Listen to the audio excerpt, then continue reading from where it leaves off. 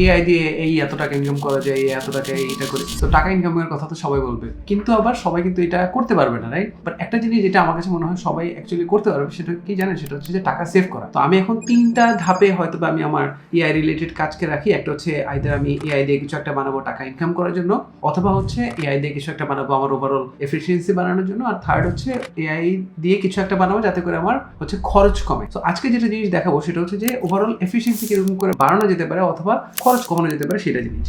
আমার একটা প্রিয় ওয়েবসাইটের কথা যদি আমি আপনাদেরকে বলি, আমি একটু স্ক্রিনে চলে যাই। সো আমি যদি আমার একটা প্রিয় ওয়েবসাইটের কথা বলি, লেট মি ওপেন ইট। তার নাম হচ্ছে টাইনি পিএনজি। সো এই টাইনি পিএনজিটা আমার নিজের যখন ওয়েব ডিজাইন কোম্পানি ছিল এন্ড এভরিথিং এলস, তখন আমি প্রচুর ইউজ করতাম। সো টাইনি পিএনজি, তো এটা প্রচুর ইউজ করা লাগতো। কারণটা কি? কারণটা হচ্ছে যে আমার তো প্রচুর হচ্ছে ছবি কম্প্রেস করে ওয়েবসাইটে আপলোড করতে হবে। তো এইটার বেশ কয়েকটা সমস্যা আমি দেখতাম, যে অনেক অনেক বড় সাইজের ছবি আপলোড করা যায় না, অল্প অল্প করে ডাউনলোড করতে হবে। এখানেই দিয়ে দিচ্ছি, দেখেন up to 20 images, max 5 MB each. ভাই ম্যাক্স 5 MB ইচ আর কি।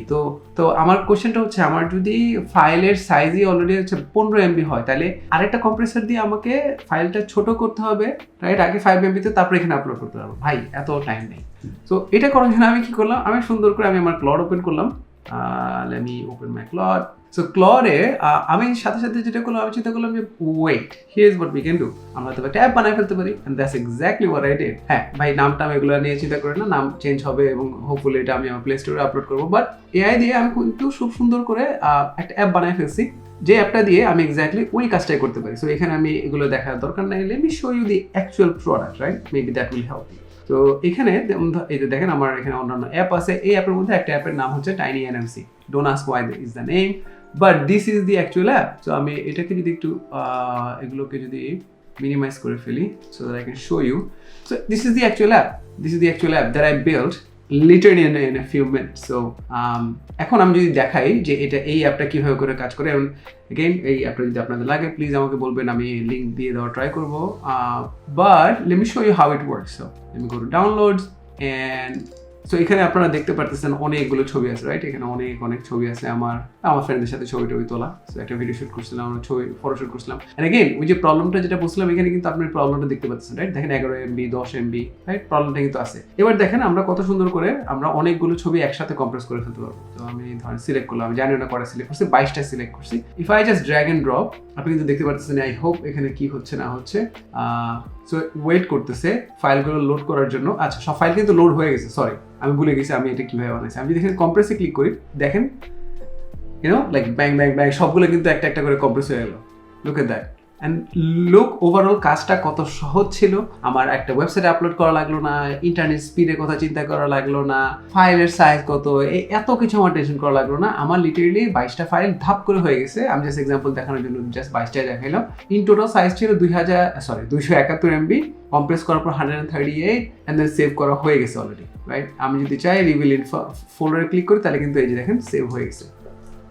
এবং এই এক একটা ফাইল তখন সাইজ দেখেন কত ছোট ছোট হয়ে গেছে, রাইট? আমি কিন্তু আরো কম্প্রেস করতে পারি, এবং এখানে আরো অনেক বেশ কিছু অপশন দিয়ে রাখছি আমি কিভাবে কম্প্রেস করতে চাই, ফাইলের ফরম্যাটটা কিরকম দিতে চাই, কোয়ালিটি কিরকম রাখতে চাই, রাইট?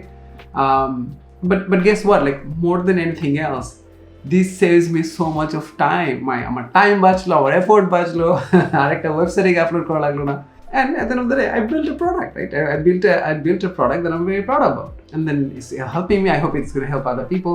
Long story short, যে জিনিসটা বলার চেষ্টা করছি সেটা হচ্ছে যে ভাই টাকা তো ইনকাম করবো, but it will not always work.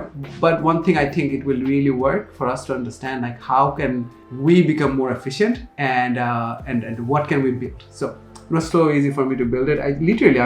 আমি যদি দেখাই, like literally I just went to Claude.